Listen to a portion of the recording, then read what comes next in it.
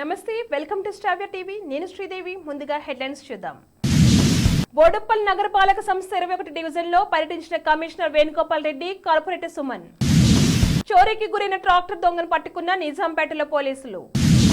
అసెంబ్లీలో బడ్జెట్ ప్రవేశపెట్టిన deputy CM Bhatti. EPF ఖాతాదారులకు గుడ్ న్యూస్, వడ్డీ రేటు పెంపు. రైతులకు గుడ్ న్యూస్, రుణమాఫీపై కాంగ్రెస్ సర్కారు కీలక ప్రకటన.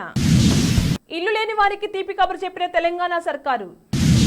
పాక్ లో కీలక పరిణామం, ప్రభుత్వ ఏర్పాటుకు సిద్ధమైన నవాజ్ బిలావల్. ట్రంప్ విజయ పరంపర, వరుసగా 3వ విక్టరీ. 200 యూనిట్ల ఫ్రీ కరెంట్ అమలు, డిప్యూటీ సీఎం బట్టి విక్రమార్క కీలక ప్రకటన. నిరుద్యోగులకు తెలంగాణ సర్కార్ గుడ్ న్యూస్, జాబ్ క్యాలెండర్ పై కీలక ప్రకటన. బోడుప్పల్ 21 డివిజన్ కార్పొరేటర్ బూక్య సుమన్ పలు సమస్యలు కమిషనర్ వేణుగోపాల్ రెడ్డి దృష్టికి తీసుకువెళ్లారు. అందుకు స్పందించిన కమిషనర్ వేణుగోపాల్ రెడ్డి ఇవాళ డివిజన్లో పర్యటించారు. సంబంధిత అధికారులతో కలిసి పరిశీలించి సమస్యలను త్వరితగతిన పరిష్కరిస్తామని హామీ ఇచ్చారు. డివిజన్ పరిధిలో ఉన్న పెండింగ్ పనులను త్వరగా పూర్తి చేయాలని సంబంధిత అధికారులను ఆదేశించారు. చోరీకి గురైన ట్రాక్టర్ దొంగను పట్టుకున్న నిజాంపేటలోని పోలీసులు. నిజాంపేటకు చెందిన సాయిలు పొలం దున్నేందుకు కేజ్విన్ ను పొలంలో ఉంచగా గత నెలలో చోరీకి గురైంది. దీంతో ట్రాక్టర్ కనిపించకపోవడంతో సాయిలు పోలీస్ స్టేషన్లో ఫిర్యాదు చేయగా శుక్రవారం నిజాంపేటలో పోలీసులు వాహనాలు తనిఖీ చేస్తుండగా బిచ్కుందకు చెందిన బంటు శ్రీనివాస్ అనుమానాస్పదంగా కనిపించాడు. పోలీసులు అతను విచారించగా ట్రాక్టర్ దొంగిలించిన తానేనని ఒప్పుకోవడం వల్ల రిమాండ్ కు తరలించినట్లుగా సీఐ శ్రీనివాస్, ఎస్ఐ విద్యాచరణ్ రెడ్డిలు తెలిపారు. 3వ రోజు తెలంగాణ అసెంబ్లీ సమావేశాలు ప్రారంభమయ్యాయి. డిప్యూటీ సీఎం ఆర్థిక శాఖ మంత్రి బట్టి విక్రమార్క 2024-25 ఆర్థిక సంవత్సరానికి అసెంబ్లీలో ఓట్ ఆన్ అకౌంట్ బడ్జెట్ ను ప్రవేశపెట్టారు. 2,75,891 కోట్ల రూపాయల ప్రతిపాదనతో మధ్యంతర బడ్జెట్ ను ప్రవేశపెట్టారు. రెవెన్యూ వ్యయం 2,01,178 కోట్లు, మూలధన వ్యయం 29,669 కోట్లుగా బడ్జెట్లో పొందుపరిచారు. ఈ సందర్భంగా భట్టి మాట్లాడుతూ మార్పును కోరుతూ తెలంగాణ ప్రజలు స్వేచ్ఛను సాధించుకున్నారని, ఈ సందర్భంగా తెలంగాణ ప్రజలకు మనస్ఫూర్తిగా కృతజ్ఞతలు తెలిపారు. సామాజిక, ఆర్థిక, రాజకీయ న్యాయాన్ని అందించే స్ఫూర్తితో బడ్జెట్ రూపొందించామన్నారు. తెలంగాణ త్యాగమూర్తులు ఏ ఆశయాలతో ఆత్మార్పణ చేశారో వాటిని ఆచరణలోకి తీసుకొస్తామన్నారు. శాసన మండలిలో మంత్రి దుద్దిల శ్రీధర్ బాబు బడ్జెట్ సమర్పించారు. ఉద్యోగుల భవిష్య నిధి ఖాతాదారులకు గుడ్ న్యూస్. 2023-24 సంవత్సరానికి గాను వడ్డీ రేటును 8.25% పెంచారు. ఇది గత 3 ఏళ్లలో అత్యధిక కావటం గమనార్హం. ఇంతకు ముందు ఈపీఎఫ్ వడ్డీ రేటు 2022-23 ఆర్థిక సంవత్సరానికి 8.15% ఉండగా ఈసారి మరింత పెంపుదల చేశారు. ఈపీఎఫ్ఓ ఆధ్వర్యంలోని సెంట్రల్ బోర్డ్ ఆఫ్ ట్రస్టీస్ శనివారం నిర్వహించిన సమావేశంలో వడ్డీ రేటు పెంపుదలపై నిర్ణయం తీసుకుంది.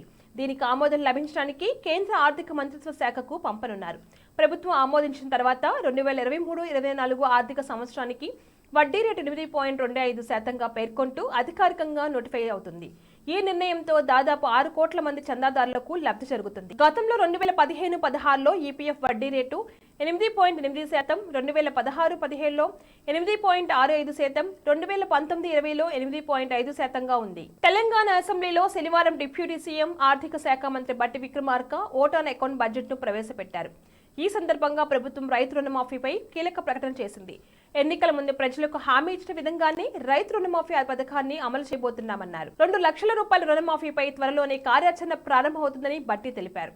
గత ప్రభుత్వం రైతు బంధు పథకాన్ని ప్రారంభించగా అసలు రైతుల కన్నా పెట్టుబడిదారులు, అనర్హులు ఎక్కువగా లాభం పొందారు. పనికిరాని కొండలు, గుట్టలకు కూడా రైతు బంధును గత ప్రభుత్వం అందజేసింది. బడా రియల్ ఎస్టేట్ వ్యాపారులు కొనిపెట్టుకున్న భూములకు కూడా రైతు బంధు అందజేసింది. రైతు బంధు నిబంధనలు పునఃసమీక్షించి నిజమైన అర్హులను గుర్తించి ఎకరాకి ఏడాదికి 15,000 రూపాయలు అందజేస్తామని భట్టి తెలిపారు. బులెటిన్లో షార్ట్ బ్రేక్ తీసుకుందాం.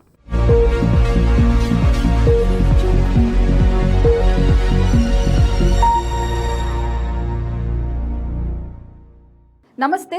ఈరోజు మీకోసం ఒక అద్భుతమైన ఆఫర్ని తెలియజేయడానికి మీ ముందుకు వచ్చేసాం.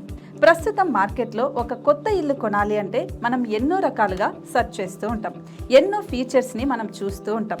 అందుకే మా నుంచి ఈ ఆఫర్ మీకోసం. 45 లక్షలకే మీ సొంత ఇంటి కలని నెరవేర్చుకుందాం. ఈ బ్యూటిఫుల్ విజువల్స్ షాద్ నగర్ టౌన్ హైవేకి ఆనుకొని అండ్ మోస్ట్ పాపులర్ ల్యాబ్స్ కి ఆపోజిట్ లో ఈ వెంచర్ ఉంటుంది. ఎంట్రన్స్ ఏరియా చూశారు కదా ఎంత బ్యూటిఫుల్ గా ఉందో. స్పెక్ట్రా సిటీ ఇదొక గేటెడ్ కమ్యూనిటీ. 120 గజాల డబుల్ బెడ్రూమ్ హౌసెస్ ఇందులో కన్స్ట్రక్ట్ చేయబడి ఉన్నాయి. ప్రతిష్టాత్మక సంస్థ స్పెక్ట్రా సిటీ మీకు అందిస్తోంది డబుల్ బెడ్రూమ్ ఇండివిజువల్ హౌసెస్.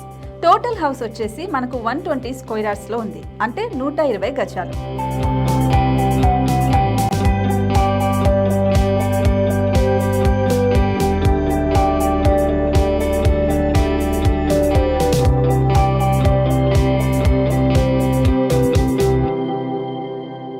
దేనికి ఆలస్యం, మన ఇంటిని చూసేద్దాం రండి. ఇక్కడ చూశారు కదా, మనకు ఎంట్రన్స్ లోనే హాల్ ఉంటుంది. హాల్ అనేది 15x16 ఇంచెస్ లో ఉంటుంది.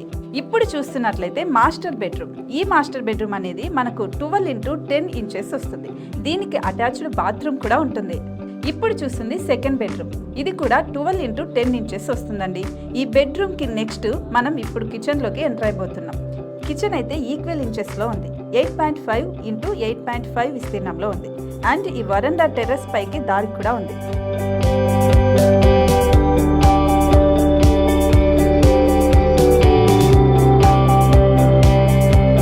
టెర్రస్ పై నుంచి వ్యూ చూశారు కదండి, ఎంత బ్యూటిఫుల్ గా ఉందో. ఇలాంటి ప్రశాంతమైన వాతావరణం అనేది మనకు సిటీ నుంచి 38 కిలోమీటర్ల దూరంలోనే ఉంటుంది. ఇంకా వరండా అండ్ పార్కింగ్ ప్లేస్ అలాగే ఓపెన్ స్పేస్ తో కలుపుకొని మనకు 18 చదరపు గజాలు ఉంటుంది. ఓపెన్ స్పేస్ తో 102 చదరపు గజాల కన్స్ట్రక్షన్ తో ఈ ఇల్లు డిజైన్ చేయబడి ఉంది.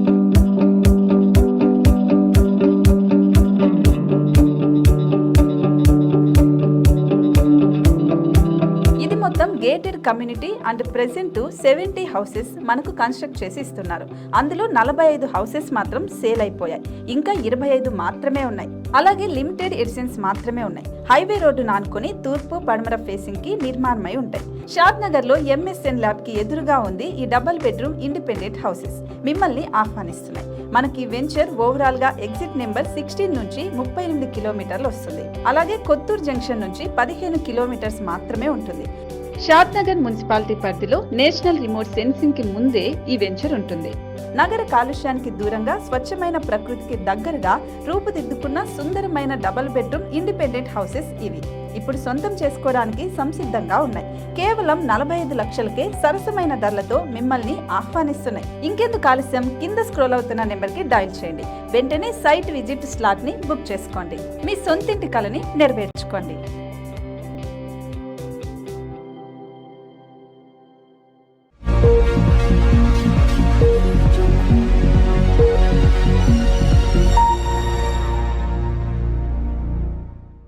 Back to news. Telangana budget సమావేశాలు అసెంబ్లీలో కొనసాగుతున్నాయి. కాగా ఇల్లు లేని వారికి కాంగ్రెస్ సర్కారు తీపి కబురు చెప్పింది. ఇల్లు లేని వారికి ఇంటి స్థలం ఉన్న వారికి ఇంటి నిర్మాణానికి 5 లక్షల రూపాయల సాయం అందించడానికి అవసరమైన కార్యాచరణ మొదలు పెడుతున్నట్లుగా ప్రకటించింది. ప్రధానమంత్రి ఆవాస్ యోజన పథకం కింద పొందగలిగే నిధులను గత ప్రభుత్వం వినియోగించుకోలేకపోయింది. కేంద్రం నుంచి అధిక మొత్తంలో నిధులు రాబట్టి వాటిని తెలంగాణ ప్రజలకు మరింత ఎక్కువ లబ్ధి చేకూర్చేలాగా వినియోగిస్తామని ఆర్థిక శాఖ మంత్రి బట్టి తెలిపారు. ఈ ఏడాది ఇందిరమ్మ ఇండ్ల పథకం కింద ప్రతి నియోజకవర్గానికి 3,500 రూపాయల చొప్పున మంజూరు చేస్తామని భట్టి ప్రకటించారు. గత ప్రభుత్వం డబుల్ బెడ్రూమ్ ఇండ్ల విషయంలో ఇచ్చిన వాగ్దానాన్ని గాలికి వదిలేసిందని, ప్రజల అవసరాలను ఆశలను గత ప్రభుత్వం వారి రాజకీయ అవసరాలకు మాత్రమే వాడుకుందని భట్టి ఆరోపించారు. ఈ పథకానికి బడ్జెట్లో 7,740 కోట్ల రూపాయలను ప్రభుత్వం ప్రతిపాదించింది. పాకిస్తాన్లో ఎన్నికల ఫలితాలు వెలువడుతున్న నేపథ్యంలో కీలక పరిణామం చోటు చేసుకుంది. ప్రభుత్వాన్ని ఏర్పాటు చేసేందుకు Pakistan Muslim League Nawaz, Pakistan People's పార్టీలు సిద్ధమైనట్లు తెలుస్తుంది. మాజీ అధ్యక్షుడు ఆసిఫ్ అలీ జర్దారీ, పీపీపీ చీఫ్ బిలావల్ భుట్టో జర్దారీ లాహోర్లో PNLN చీఫ్ షాబాబ్ షరీఫ్తో సమావేశమయ్యారు. ఈ భేటీలో దేశంలో కలిసికట్టుగా పనిచేయడానికి ఇరు పార్టీలు అంగీకరించినట్లుగా తెలుస్తుంది. పాక్ ఎన్నికల కౌంటింగ్ తుది దశకు చేరుకుంది. అయితే ఏ పార్టీకి స్పష్టమైన మెజార్టీ రావడం లేదని వెల్లడైంది. ఈ నేపథ్యంలోనే పార్టీల నిర్ణయం వెలువడటం గమనార్హం. పంజాబ్ లో కేంద్రంలో ప్రభుత్వాన్ని ఏర్పాటు చేసేందుకు నవాజ్ భుట్టోలిద్దరూ అంగీకరించారు. వచ్చే సమావేశంలో తమ అభిప్రాయాలను తెలియజేస్తారు. ఎవరు ఏ పదవిని చేపట్టాలనే దానిపై అధికార భాగస్వామి సూత్రానికి సంబంధించిన అన్ని విషయాల్లో ఖరారు చేస్తామని పీపీపీ పార్టీ ప్రతినిధి ఒకరు తెలిపారు. కాగా పాకిస్తాన్ పార్లమెంటులో మొత్తం 336 సీట్లున్నాయి. వీటిలో 265 స్థానాలకు ఎన్నికలు జరిగాయి. ప్రభుత్వాన్ని ఏర్పాటు చేయాలంటే 134 స్థానాల్లో మెజార్టీ అవసరం. ఇప్పటి వరకు వెలువడిన ఫలితాల్లో PMLN 71, పీపీపీ 53 స్థానాలను కైవసం చేసుకున్నాయి. మిగతా సీట్లు స్వతంత్ర అభ్యర్థులు గెలుచుకోగా ఇంకా 15 స్థానాల ఫలితాలు వెలువడాల్సి ఉంది. రిపబ్లికన్ పార్టీ అమెరికా అధ్యక్ష అభ్యర్థిత్వ కేసులో మాజీ అధ్యక్షుడు డొనాల్డ్ ట్రంప్ దూసుకుపోతున్నాడు. తాజాగా నెవాడా రాష్ట్రంలో రిపబ్లికన్ పార్టీ నిర్వహించిన ప్రైమరీ ఎన్నికల్లో ఆయన విజయ ఢంకా మోగించారు. నెవాడాలోని మొత్తం 26 మంది రిపబ్లికన్ పార్టీ ప్రతినిధులు ట్రంప్ వైపే మొగ్గు చూపారు. దీంతో వరుసగా 3వ విజయం ట్రంప్ ఖాతాలోనే జమైంది. కాంగ్రెస్ ప్రభుత్వం ఎన్నికల హామీల్లో భాగంగా ప్రకటించిన 200 యూనిట్ల ఫ్రీ కరెంట్ పై డిప్యూటీ సీఎం ఆర్థిక శాఖ మంత్రి బట్టి విక్రమార్క కీలక వ్యాఖ్యలు చేశారు. రాష్ట్రంలోని అర్హులైన కుటుంబాలకి గృహజ్యోతి పథకం కింద 200 యూనిట్ల విద్యుత్తును ఉచితంగా అందజేసేందుకు ఇప్పటికే మంత్రివర్గ నిర్ణయం జరిగిందన్నారు. దాన్ని అమలు చేసే సత్వర చర్యలు చేపడుతున్నామని ప్రకటించారు. ఈ పథకానికి బడ్జెట్ లో 2418 కోట్ల రూపాయలు కేటాయిస్తున్నామన్నారు. రాష్ట్రంలో ట్రాన్స్కో డిస్కంలకు ఈ బడ్జెట్ లో 16,825 కోట్ల రూపాయలు ప్రతిపాదిస్తున్నట్లుగా అసెంబ్లీలో ప్రకటించారు. నిరుద్యోగులకు తెలంగాణ సర్కార్ మరో గుడ్ న్యూస్ చెప్పింది. అసెంబ్లీ ఎన్నికల్లో భాగంగా హామీ ఇచ్చిన జాబ్ క్యాలెండర్ పై కీలక ప్రకటన చేసింది. ఇవాళ అసెంబ్లీలో బడ్జెట్ ప్రవేశపెట్టే సందర్భంగా డిప్యూటీ సీఎం భట్టి విక్రమార్క మాట్లాడుతూ చెప్పిన మాట ప్రకారం ఉద్యోగ నియామకాల విషయంలో జాబ్ క్యాలెండర్ తయారు చేసే ప్రక్రియ ప్రారంభించామని ప్రకటించారు. మెగా డిఎస్సి త్వరలోనే నిర్వహించబోతున్నామని మరో శుభవార్త చెప్పారు. దాదాపు 15,000 మంది కానిస్టేబుల్ రిక్రూట్మెంట్ అతి త్వరలో పూర్తి చేసి నియామక పత్రాలు ఇవ్వబోతున్నామని ప్రకటించారు. ఇప్పటికే నోటిఫికేషన్ ఇచ్చినవి కాకుండా అదనంగా 64 గ్రూప్ 1 జాబ్ల భర్తీకి ఉత్తర్వులు ఇచ్చామన్నారు. గత బీఆర్ఎస్ ప్రభుత్వం 10 ఏళ్ల పాటు ఒక గ్రూప్ 1 ఉద్యోగం భర్తీ చేయకుండా విద్యార్థుల జీవితాలతో చెలగాటమాడిందని ఫైర్ అయ్యారు. బులెటిన్ హెడ్లైన్స్ మరొకసారి. బోడుపల్లి నగరపాలక సంస్థ 21 డివిజన్ లో పర్యటించిన కమిషనర్ వేణుగోపాల్ రెడ్డి, కార్పొరేటర్ సుమన్. చోరీకి గురైన ట్రాక్టర్ దొంగను పట్టుకున్న నిజాంపేటలో పోలీసులు. అసెంబ్లీలో బడ్జెట్ ప్రవేశపెట్టిన డిప్యూటీ సీఎం భట్టి. ఈపీఎఫ్ ఖాతాదారులకు గుడ్ న్యూస్, వడ్డీ రేటు పెంపు. రైతులకు